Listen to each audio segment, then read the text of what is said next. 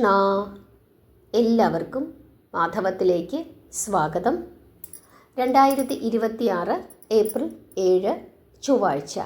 അന്ന് മീനമാസത്തിലെ കൃഷ്ണപക്ഷ പഞ്ചമിയാണ്. പഞ്ചമി തിഥി ആരംഭിക്കുന്നത് 2026 ഏപ്രിൽ 6 ഉച്ച കഴിഞ്ഞ് 2:10 മുതൽ 7-ാം തീയതി വൈകുന്നേരം 4:34 വരെയാണ്. അതുകൊണ്ട് തന്നെ 2026 ഏപ്രിൽ 7 ചൊവ്വാഴ്ച നമ്മൾ മീനമാസത്തിലെ കൃഷ്ണപക്ഷ പഞ്ചമിയായി ആഘോഷിക്കുന്നു. പഞ്ചമി വാരാഹി ദേവിയെ പ്രാർത്ഥിക്കുന്നതിന് വളരെ ശ്രേഷ്ഠമാണ് എന്ന് വിശ്വസിക്കുന്നു. ആരാണ് വാരാഹി? സപ്തമാതാക്കളിൽ 5ാമത്തെ ദേവതയാണ് വാരാഹി. ഭാരതത്തിൽ മാത്രമല്ല നേപ്പാളിലും വാരാഹിയെ ആരാധിക്കാറുണ്ട്. ബാരാഹി എന്ന പേരിലാണ് നേപ്പാളിൽ ഭഗവതിയെ ആരാധിക്കുന്നത്. വൈകുണ്ഠത്തിലെ മണിദ്വീപിലാണ് വാരാഹിയുടെ വാസസ്ഥാനം. പന്നിയുടെ മുഖത്തോടു കൂടിയ രൂപമാണ് വാരാഹിക്ക്. എരുമയാണ് വാഹനം. കലപ്പ ആയുധവുമാണ്.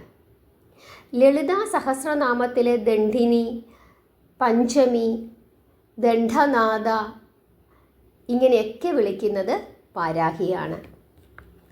സപ്തമാതാക്കൾ എപ്പോഴാണ് അവതരിച്ചത്? ദേവീ മഹാത്മ്യം പറയുന്നതനുസരിച്ചിട്ട് രക്തബീജനെ വധിക്കുന്ന സമയത്താണ് സപ്തമാതാക്കൾ അവതരിച്ചത് എന്നാണ് പറയുന്നത്. അതിൽ തന്നെ വാരാഹി ലളിതാ പരമേശ്വരിയുടെ സർവസൈന്യാധിപയായിരുന്നു എന്നാണ് വിശേഷിപ്പിച്ചിരിക്കുന്നത്. ആരൊക്കെയാണ് സപ്തമാതാക്കൾ? ബ്രഹ്മാണി, മഹേശ്വരി, വൈഷ്ണവി, ഐന്ദ്രി, വാരാഹി, നാരസിംഹി, ശിവദൂതി. ഇവരാണ് സപ്തമാതാക്കൾ. ഈ സപ്തമാതാക്കൾ രക്തബീജനെ വധിക്കുവാനായി ദേവി യുദ്ധക്കളത്തിലേക്ക് പുറപ്പെടുന്ന സമയത്ത് ദേവിക്ക് വേണ്ടി ഈ സപ്തമാതാക്കൾ അസുര പടകളോട് യുദ്ധം ചെയ്തു എന്നാണ് ദേവീ മഹാത്മ്യം പറയുന്നത്. അക്കൂട്ടത്തിൽ ഭഗവതിയുടെ വാഹനമായ സിംഹവും കാളിയും ഉണ്ടായിരുന്നു. ഇവരെല്ലാവരും ഭഗവതിയെ സഹായിക്കാനായി അവിടെ എത്തിച്ചേരുകയും യുദ്ധം ചെയ്യുകയും ചെയ്തു എന്നാണ് ദേവീ മഹാത്മ്യം പറയുന്നത്. കാളി തൻ്റെ മുമ്പിൽ വന്ന അസുരന്മാരെ ശൂലം കൊണ്ട് കൊന്നു വീഴ്ത്തി എന്നാണ് ദേവീ മഹാത്മ്യത്തിൽ പറയുന്നത്. ബ്രാഹ്മണി ശത്രുക്കൾ ഓരോരോ ഭാഗത്തേക്ക് ഓടുമ്പോൾ അവരുടെ ശരീരത്തിലേക്ക് തൻ്റെ കമണ്ഡലുവിലുള്ള ജലം തളിക്കുകയും അവരുടെ ശക്തിയെ നശിപ്പിക്കുകയും ചെയ്തു എന്ന് പറയുന്നു. മഹേശ്വരി തൃശൂലം കൊണ്ടും വൈഷ്ണവി ചക്രം കൊണ്ടും കൗമാരി ശക്തി കൊണ്ടും അസുരന്മാരെ യുദ്ധത്തിൽ നശിപ്പിച്ചു. ഐന്ദ്രിയുടെ വജ്രാഘാതമേറ്റ് 100 കണക്കിന് അസുരന്മാർ അവരുടെ ദേഹത്തിൽ നിന്നും രക്തം പ്രവഹിച്ചുകൊണ്ട് യുദ്ധഭൂമിയിൽ മരിച്ചു വീണു. വാരാഹി തൻ്റെ മുഖം കൊണ്ടും ദംഷ്ട്രകളെ കൊണ്ടും ചക്രം കൊണ്ടും അനേകം അസുരന്മാരെ കൊന്ന് കാലപുരിക്ക് അയച്ചു. നാരസിംഹി ഉറക്കെ ഗർജിച്ചുകൊണ്ടും അസുരന്മാരെ കൊന്നു തിന്നുകൊണ്ടും സംതൃപ്തിയോടെ യുദ്ധഭൂമിയിൽ സഞ്ചരിച്ചു എന്ന് ദേവീ മഹാത്മ്യം പറയുന്നു. ശിവദൂതിയുടെ പ്രചണ്ഡമായ അട്ടഹാസം കൊണ്ട് ഭയപ്പെട്ടോടുന്ന അസുരന്മാർ യുദ്ധക്കളത്തിൽ വീഴുകയും യോഗിനി മാതാക്കൾക്ക് ഭക്ഷണമാവുകയും ചെയ്തു. ഇത്തരത്തിലാണ് ദേവീ മഹാത്മ്യത്തിൽ സപ്തമാതാക്കളുടെ യുദ്ധത്തെ പറ്റി പറയുന്നത്. അതുകൂടാതെ സിംഹം ഓടി നടന്ന് അസുരന്മാരെ കൊല്ലുന്നുണ്ടായിരുന്നു. അങ്ങനെയാണ് പിന്നീട് രക്തബീജ വധമൊക്കെ നടക്കുന്നത്. ചണ്ഡമുണ്ഡ വധം, അതുപോലെ രക്തബീജ വധം ഇതൊക്കെ ദേവീ മഹാത്മ്യത്തിൽ പറയുന്നുണ്ട്. ശുംഭനിശുംഭ വധം, അങ്ങനെ ശുംഭനെയും നിശുംഭനെയും ഒക്കെ വധിക്കുന്നതിന് വേണ്ടി ഭഗവതി അവതരിക്കുകയും ഭഗവതിയെ സഹായിക്കുന്നതിനായി, ലളിതാ പരമേശ്വരിയെ സഹായിക്കുന്നതിനായി സപ്തമാതാക്കൾ അവതരിക്കുകയും ദേവിയുടെ വാഹനമായ സിംഹവും കാളിയും ആ സമയത്ത് ഭഗവതിയെ സഹായിക്കാനായി അവിടെ എത്തിച്ചേരുകയും ആ സപ്തമാതാക്കളിൽ 5ാമത്തെ ദേവതയായ വാരാഹി കാണുമ്പോൾ നമുക്ക് അല്പം ക്രുദ്ധയായി തോന്നുന്നു എങ്കിലും സാക്ഷാൽ അമ്മ തന്നെയാണ്.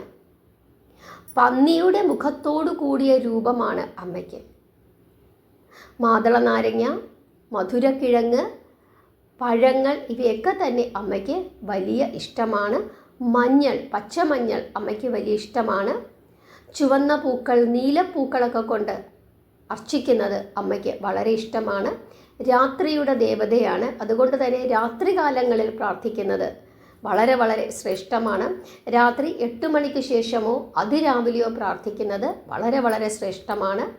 പെട്ടെന്ന് പ്രസാദിക്കുന്ന ഭഗവതിയാണ്. അതുകൊണ്ട് തന്നെ നമ്മൾ എന്തെങ്കിലും ഒരു ആഗ്രഹം മനസ്സിൽ വിചാരിച്ചുകൊണ്ട് അമ്മയോട് തൊഴുതു പ്രാർത്ഥിച്ചു കഴിഞ്ഞാൽ അമ്മ തീർച്ചയായിട്ടും നമ്മളെ അനുഗ്രഹിക്കുമെന്നുള്ള കാര്യത്തിൽ യാതൊരു തർക്കവുമില്ല.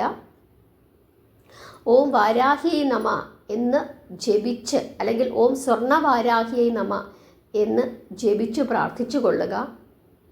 അമ്മ മഹാമായയുടെ അനുഗ്രഹം പെട്ടെന്ന് തന്നെ എല്ലാവർക്കും ലഭിക്കും. അമ്മയ്ക്ക് ഏറ്റവും ഇഷ്ടപ്പെട്ട ദീപം തേങ്ങാദീപമാണ്.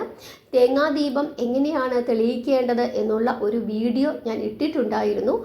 ആ വീഡിയോയുടെ ലിങ്ക് ഞാൻ ഡിസ്ക്രിപ്ഷൻ ബോക്സിൽ കൊടുക്കാം.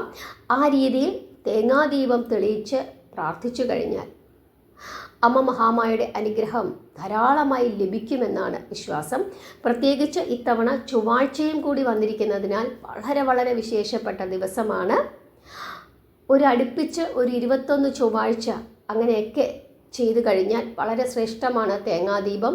അങ്ങനെ തെളിയിച്ച് പ്രാർത്ഥിച്ചു കഴിഞ്ഞാൽ മാസത്തിൽ ഒരു പഞ്ചമി വെച്ച്, എല്ലാ പഞ്ചമിയും അങ്ങനെ 21 പഞ്ചമി അങ്ങനെ തേങ്ങാദീപം തെളിയിക്കുന്നതും വളരെ വളരെ വിശേഷമാണ്.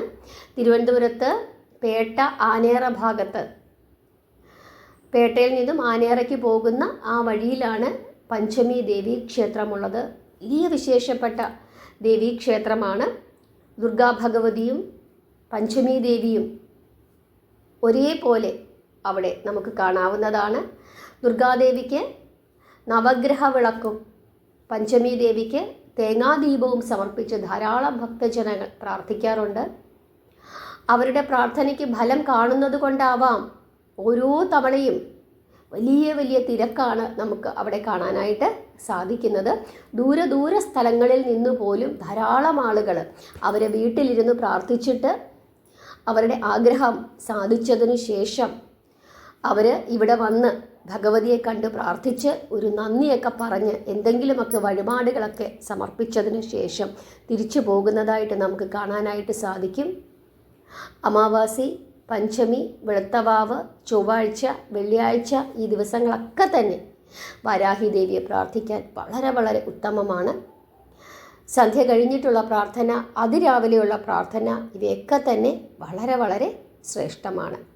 അതുകൊണ്ട് തന്നെ ഈ മീനമാസത്തിലെ കൃഷ്ണപക്ഷ പഞ്ചമി പ്രത്യേകിച്ച് ചൊവ്വാഴ്ചയും കൂടി വന്നിരിക്കുന്നതിനാൽ അന്നേ ദിവസം മുതൽ നിങ്ങൾ പ്രാർത്ഥിച്ചു തുടങ്ങിക്കൊള്ളുക. പ്രാർത്ഥന തുടങ്ങാൻ ഏറ്റവും ഉത്തമമായ ദിവസമാണ് ഈ മീനമാസത്തിലെ കൃഷ്ണപക്ഷ പഞ്ചമി. ഭഗവതിക്ക് തേങ്ങാദീപം തെളിയിച്ച് നിങ്ങളുടെ മനസ്സിൽ എന്തെങ്കിലും ഒരു ആഗ്രഹം ഉണ്ടെങ്കിൽ ആ ആഗ്രഹം ഭഗവതിക്ക് സമർപ്പിച്ച് എല്ലാ മാസത്തെയും പഞ്ചമി തിഥികളിൽ തേങ്ങാദീപം തെളിയിച്ച് പ്രാർത്ഥിച്ചു കൊള്ളുക. അമ്മ മഹാമായ തീർച്ചയായിട്ടും എല്ലാ വിധത്തിലുള്ള അനുഗ്രഹങ്ങളും നിങ്ങൾക്ക് നൽകും എന്നുള്ള കാര്യത്തിൽ യാതൊരു തർക്കവുമില്ല. പെട്ടെന്ന് ഒരു ആപത്ത് സംഭവിക്കുന്നു, അല്ലെങ്കിൽ ഒരു വലിയ പ്രശ്നത്തിൽ നമ്മൾ വന്നു പെടുന്നു, എന്തു ചെയ്യുമെന്ന് അറിഞ്ഞുകൂടാത്ത ഒരു അവസ്ഥ വരുന്നു. ആ സമയത്തൊക്കെ ധൈര്യപൂർവ്വം നിങ്ങൾക്ക് ആശ്രയിക്കാൻ പറ്റുന്ന ഭഗവതിയാണ് വാരാഹി. എല്ലാവർക്കും മനസ്സിലായി എന്ന് വിശ്വസിക്കുന്നു. നാമം ജപിക്കുക, പ്രാർത്ഥിക്കുക. ഹരേ കൃഷ്ണ.